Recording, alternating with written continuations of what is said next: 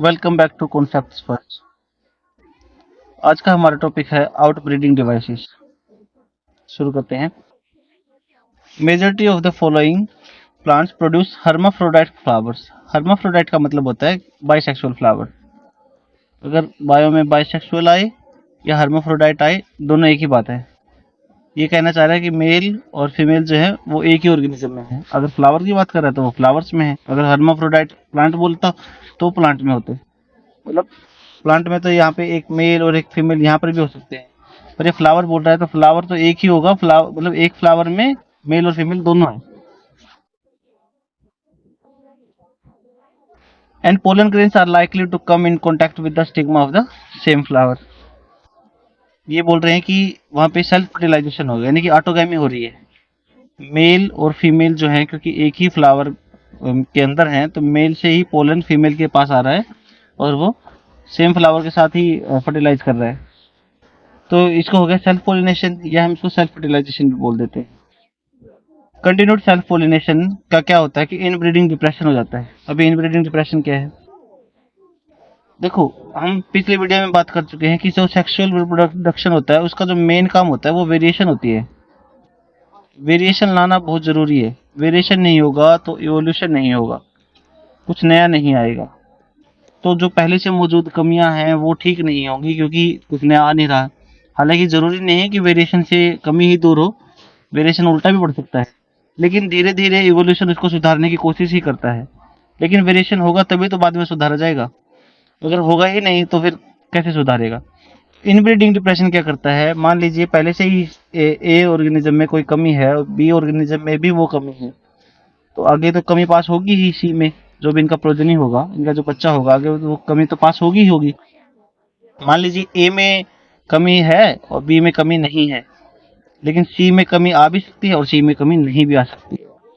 लेकिन अगर बार बार ऐसे ही इंडिविजुअल बार बार क्रॉस करते रहेंगे जिनमें कमी है, बार बार यही होता रहेगा कि जिनमें कमी है, मान लीजिए सी में कमी आई थी, फिर से कल को कोई डी आया उसमें भी कमी है, तो आगे ई में भी कमी आएगी। धीरे धीरे क्या होगा, ये इसको हम बोलते हैं इनब्रीडिंग डिप्रेशन या फिर जेनेटिक डिप्रेशन, कि वो जो ट्रेट है, वो जो करेक्टर है, वो प्रॉपर तरीके से उसके अंदर रम जाएगा। फिर उस जनरेशन से उसको बाहर निकालना बहुत मुश्किल हो जाएगा। तो ये जो हो गया, ये इनब्रीडिंग डिप्रेशन होता है। यानी कि कोई ट्रेट, कोई करेक्टर जो है वो एक पर्टिकुलर ऑर्गेनिज्म में इतनी तरीके से जम जाए, उसमें उसी का हिस्सा इस तरीके से बन जाए कि उसको अगर बाहर निकालना है ना, तो बार बार कई जनरेशन तक क्रॉस फर्टिलाइजेशन करनी पड़ेगी, तब जाके शायद सुधर सकता है, वरना एक दो में तो वो सुधरने नहीं वाले। ये दिक्कत होती है सेल्फ फर्टिलाइजेशन की। या फिर जो क्लोज रिलेटिव्स होते हैं, अगर वो आपस में मैरिज करते हैं तो उनके बच्चों में जो बाद में दिक्कतें आती हैं, वो क्यों आ रही हैं, वो इसी वजह से आती है, उनका इनब्रीडिंग डिप्रेशन होता है। इसीलिए जो है हम क्लोज रिलेटिव्स में मैरिज को डिस्करेज करते हैं, क्योंकि उनके जो जीन्स हैं वो सेम है। तो अगर उनमें कोई कमी होगी तो वो आगे जाके फिर किस तरीके से फिट हो जाएगी वहां पे, तो आगे जाके कमी ही पास होती रहेगी।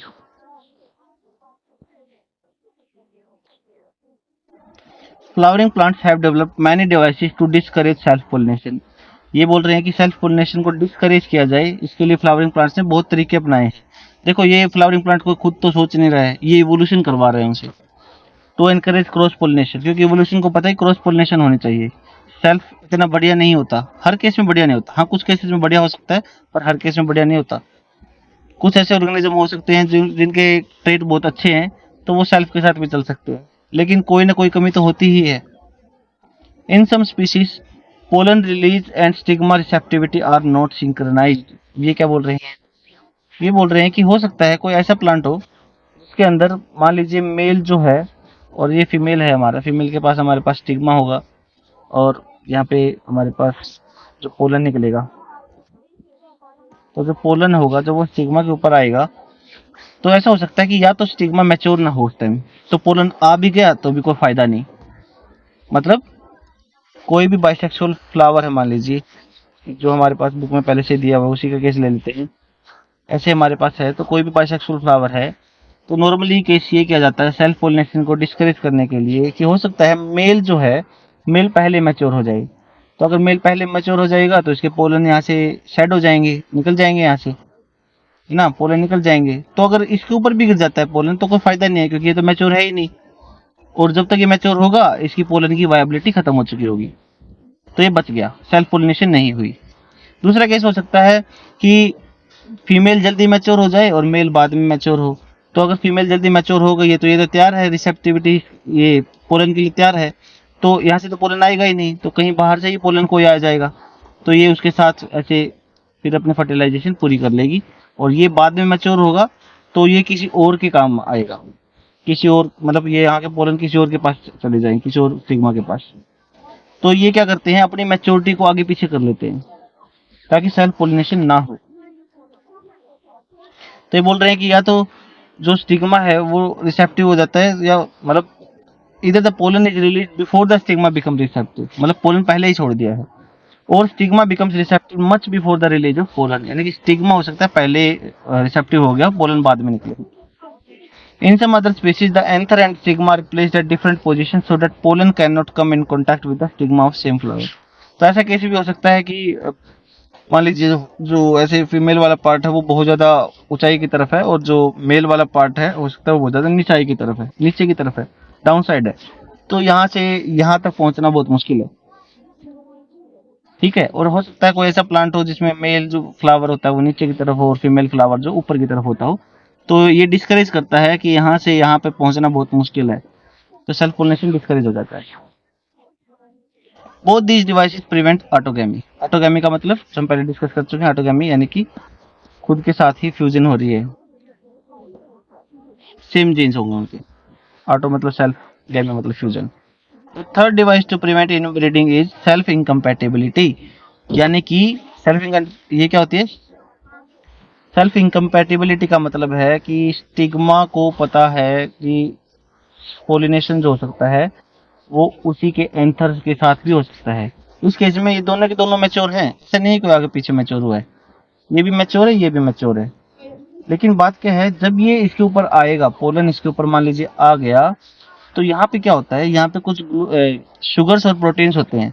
तो शुगर और प्रोटीन पहले तो ये मैच करते हैं कि क्या सेम स्पीसीज है, तो मान लीजिए सेम स्पीसीज है तो वो बोल देते हैं ओके। दूसरा जो केस होगा वो क्या होगा कि वो चेक करेंगे कि क्या जो इनके पास कुछ ऐसे सब्सटेंसेस होते हैं जिसे पता कर लेते हैं कि ये सेम ही फ्लावर का है या सेम ही प्लांट का है। तो सेम ही फ्लावर और सेम ही प्लांट का होगा तो ये इसको आगे नहीं जाने देगा, नहीं जाने देगा, आगे नहीं जा पाएगा। लेकिन अगर ये डिटेक्ट करते हैं कि बाहर से कोई पोलन आया है, और क्योंकि उसका जो कॉन्फ़िगरेशन होगी वो अलग होगी आउटर स्ट्रक्चर की, तो ये उसको पहचानते हैं कि सेम स्पीसीज है। अगर सेम स्पीसीज है तो फिर बाद में दूसरे ओर से आया है तो फिर ये इसको आगे जाने देते हैं। तो सेल्फ इनकम्पैटिबिलिटी का मतलब है खुद के साथ ही कंपैटिबल नहीं है, बाकी सबको आने देगा, खुद वाले को नहीं आने देगा। दूसरी genetic mechanism and prevent self pollen, यानी कि खुद का ही पोलन खुद ही के स्टिग्मा पे, ये मतलब इस पे फर्टिलाइजेशन ना हो, बाय इनहिबिटिंग पोलन जर्मिनेशन, या तो उस पे जर्मिनेट ही ना होने दे, और पोलन ट्यूब ग्रोथ या पिस्टल, यानी पोलन ट्यूब बनने नहीं देगा, वो बन भी गई तो उसको वहीं पे रोक देगा। Another device to prevent self pollination is the production of unisexual flowers। तो ये तो और भी बढ़िया है कि फ्लावर ही अगर यूनिसेक्सुअल होगा, कि मान लीजिए यहाँ पे मेल है यहाँ पे फीमेल है, ये टोटली अलग है, तो इनके चांसेस और घट जाते हैं रेदर देन कि कोई बाइसेक्सुअल फ्लावर, क्योंकि उसमें तो दोनों के दोनों एक ही के अंदर होंगे। If both and male female flowers are present on the same plant such as castor and maize, तो उनको मोनेशियस बोलते हैं। देखिए ये हमारा तीसरा वर्ड है, या तो हम किसी भी ऑर्गेनिज्म को मोनोशियस बोले, या उसको बाइसेक्सुअल बोले, या उसको हर्माफ्रोडाइट बोले। तीनों जो शब्द हैं वो एक ही चीज को रेफर कर रहे हैं कि मेल और फीमेल दोनों के दोनों एक ही के अंदर हैं। ये मेल और फीमेल पार्ट जो हैं वो दोनों के दोनों एक ही ऑर्गेनिज्म के अंदर हैं, या ऑफ कोर्स फ्लावर के अंदर हैं, जैसा भी होगा, प्लांट होगा या फ्लावर होगा। तो ये सब जो है वो एक ही चीज को रेफर करते हैं। इसका उल्टा क्या होगा, इसका उल्टा होता है या तो वो यूनिसेक्सुअल हो या फिर वो डायोशियस हो, सॉरी। डायोसिस का मीन डाई है, यानी कि दो हैं, दो अलग अलग इंडिविजुअल में मेल फीमेल होंगे। और मोनेशियस में मोनो यानी कि एक ही इंडिविजुअल के अंदर होंगे। यूनि का मतलब होता है एक, सेक्सुअल का मतलब है कि एक सेक्स प्रेजेंट है उसमें।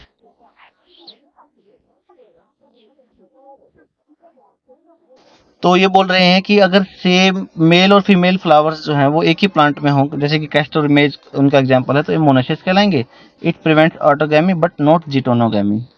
तो ऑफ कोर्स ये ऑटोगैमी तो बचा लेगा क्योंकि खुद कोई फ्लावर तो बाइसेक्सुअल है नहीं, लेकिन जिटोनोगैमी नहीं बचा पाएगा क्योंकि जीन्स तो फिर भी सेम ही है इनके, तो जिटोनोगैमी कहलाएगी।